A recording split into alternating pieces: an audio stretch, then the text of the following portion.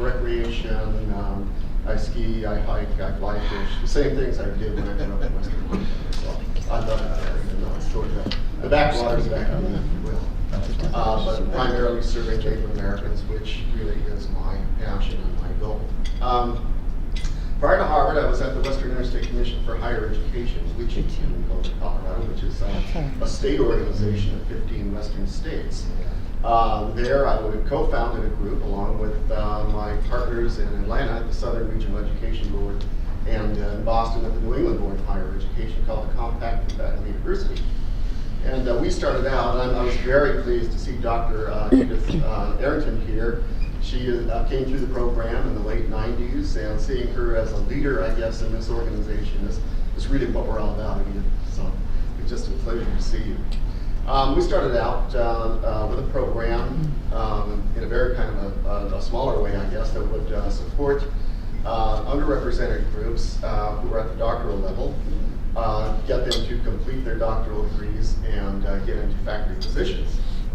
At that time, and I think it's not much more improved there, nowadays only about half of the people that get into doctoral programs actually finish. So we, through a combination of mentoring, through a combination of financial support, professional development opportunities, successfully graduated 80% of the students that have sort of come through our program in partnership with colleges and universities around the country. Prior to that, I held positions at the University of Arizona, the University of Montana, where I'm from. But on the personal side, I guess, I have a daughter that's 28 years old now, and sort of rearing her, as I recall, probably taught me more about how to deal with harassable faculty than anything I ever experienced. Anyway, and she is a nurse, as my wife is a nurse as well, and it's just a pleasure to be here, and I look forward to it. Thank you, Ken. Hello. I'm Lori Gonzalez. Right now I'm the Provost and Executive Vice Chancellor at Appalachian State University in Boone, North Carolina.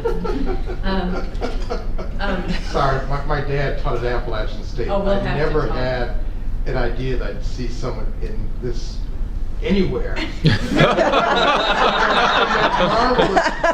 From that marvelous school that most people never heard of until they beat Michigan at the Big House. Claim to fame. Nothing about academics, but we did beat Michigan at football. I started there a year and a half ago, and my son a year and a half ago went to the University of Michigan as a student. So it was a very interesting little dynamic as I started. I'm actually a Kentucky native. I was born in eastern Kentucky at the foothills of the Appalachian Mountains. I went to school at the University of Kentucky, which I was only one of 3 people in my high school that went 60 miles away to school. Our culture where I grew up is that you don't leave home and you don't get above your raisin, if you understand dialect at all. So when I was a junior in college, I was told I needed to stay in Kentucky because, I don't know if you noticed, I have a bit of a dialect, and that I probably wouldn't be successful in work unless I stayed around Kentucky. This was from somebody from Ohio.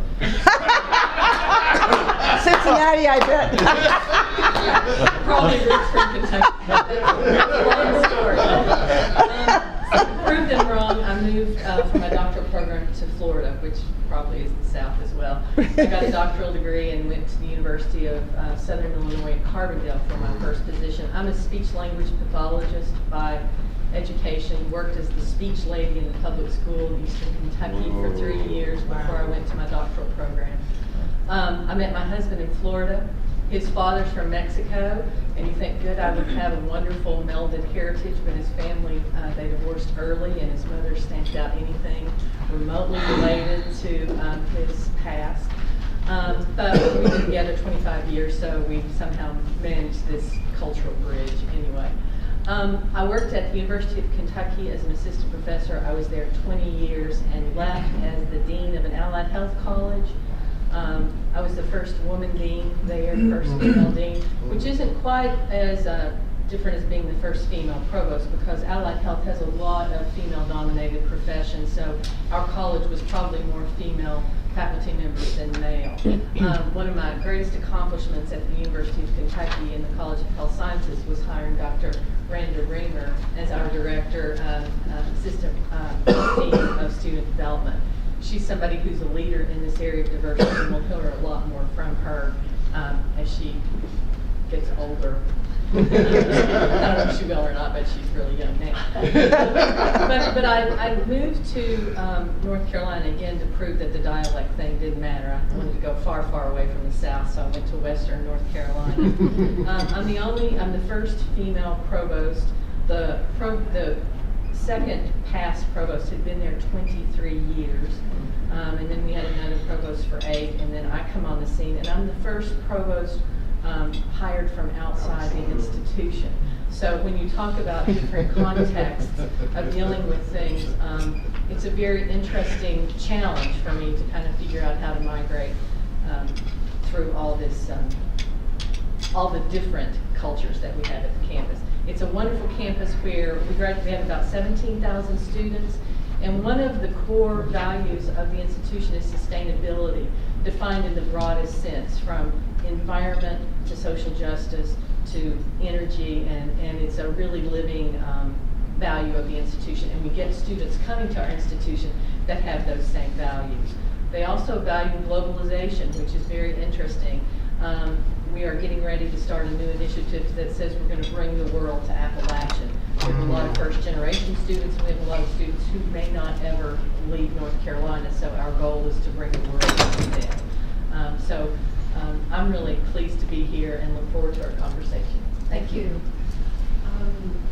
Thank you so much, all of you. We can't wait to hear more of your thoughts on exactly what Fred was talking about, the intersection of all of your diversities and how that impacts your leadership. We're going to just go around with names, title, no long introduction of our, first of all, our observers. So, yes? Okay. I'm Ezequiel Peña. I'm an assistant professor at Our Lady of the Lake University. I'm a training director for the counseling psychology program, and also director for the psychological services for Spanish-speaking populations, a certificate program that we have. And I'm here through CMPIME Leadership Development Institute, representing the National Latino Psychological Association. Wonderful. Yes. Hello, I'm Faith Troop. I currently teach as an assistant professor in psychology. Speak a little louder. Oh, sure. Assistant professor at Livingstone College in North Carolina. I'm here also through CMPIME and representing the Association of Black Psychologists. My name is Wendy Peters. I'm also representing CMPIME Leadership Development Institute as the delegate for Society of Indian Psychologists. And I'm an assistant professor at University of North Dakota, where I am a faculty fellow at our newly established and only one in the country Center of Excellence in Native Behavioral Health. Yay. These are all committee members. Any other, yes? Hi, I'm Wendy Williams. I'm representing the Division 35, Society of Psychology of London. I'm an assistant professor at Long Island University in Brooklyn. And I also serve as the awards coordinator for our division, as chair for the section in Division 35, which is focused on Latin. Okay. Yes. Good morning. My name is Edna Esnell, and I am an observer for Division 45, which is the ethnic minority division of the APA. I was a former training director at a small counseling psychology in California. And I'm currently in independent practice and just recently got appointed to the Committee of Women in Psychology, so I'm really excited about that. Thank you. I'm Dr. Randa Raymer. I'm here from the University of Kentucky College of Health Sciences. I serve as their Assistant Dean of Student Affairs, and I'm here through Division 35 Psychology Department. Okay, and then I'd like to introduce you to our committee that pulled all of this together. Good morning, everyone. Thank you for sharing your stories and thank you for coming. My name is Christopher Liang. I'm an associate professor at Lehigh University. I'm also the president of Division 51, the Society of the Psychological Study of Men and Masculinity. Thank you. Good morning, everyone. I'm Edith Barrington. I am a senior project manager at OMG Center for Collaborative Learning, where I also serve as deputy director of the New Connections RWJF that works with grant making and leadership development for diverse researchers who are early and mid-career. So please look us up in connections. We like outreaching to different groups and organizations to bring people together to support a broad network of diverse scholars. And I am a representative of Division 45 and Division 13 on the diversity committee for consulting side. I'm Pam Reamer. I'm a faculty member at the University of Kentucky in a counseling psych program. About to go into phased retirement, so I'm sort of at the end of that part of my life. And I'm here representing Division 35. I am their current president, which is the Society for the Psychology of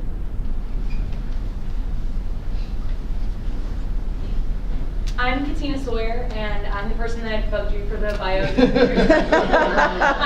Hi, and I am currently an assistant professor at Villanova University in the psychology department, and recently just finished up my PhD at Penn State, and I have a double PhD in industrial psychology, so I'm here from SciAl, and in women's studies, so that's where my diversity background comes in. Wow. Good morning, everyone. My name is Kizzy Parks, and I'm the president of K Parks Consulting. I, too, am a representative of Division 14, the Society for Industrial Organizational Psychology, and I welcome you all. I'm Vicki Van de Beer. I'm an organizational consultant psychologist and representing APA Division 13, Society for Consulting Psychology, and I am incoming president-elect of that, and really happy to see all of you here. Hi, I'm Connie Matthews. I'm here representing Division 44, Society for the Psychological Study of Gay, Lesbian, Bisexual, and Transgender Issues.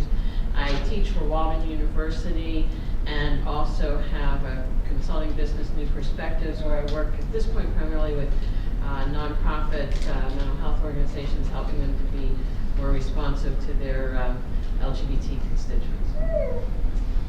And this is going to be happening without Chad and our assistant also. Vanessa. Say something. I'm Vanessa Lee. I'm a first-year graduate student at Delphi. I'm working with Dr. Giovanni. I'm Chad. I'm the communication manager in APA Division Services, and I'm happy to help you guys. And I work with Division 13 quite a bit, so I'm happy to be a part of this. So, yeah, as you can hear, the experience is rich, and many dimensions of diversity intersect amongst ourselves and amongst all of us. Let me talk a little about sort of the purpose of this conference or this summit, which is starts with a bias, you know, but that's because the existing leadership theories start with bias. You know, they have virtually all been developed and sampled on largely groups of white heterosexual males. And that really constitutes what makes up our literature in leadership. So that the attempt of this is to really come together and enable us to have a more inclusive view of leadership in terms of their multiple dimensions of diversity, and to identify those kinds of issues that are important in terms of identity, the experiences, minority status, and all of that, and to come together with a model. So that's partly why the involvement of all of you in discussions to begin to talk about this, challenge this, and so on. So that the first breakout, and there are 4 questions that govern each of the discussions. They're intended to be cumulative, so that hopefully one will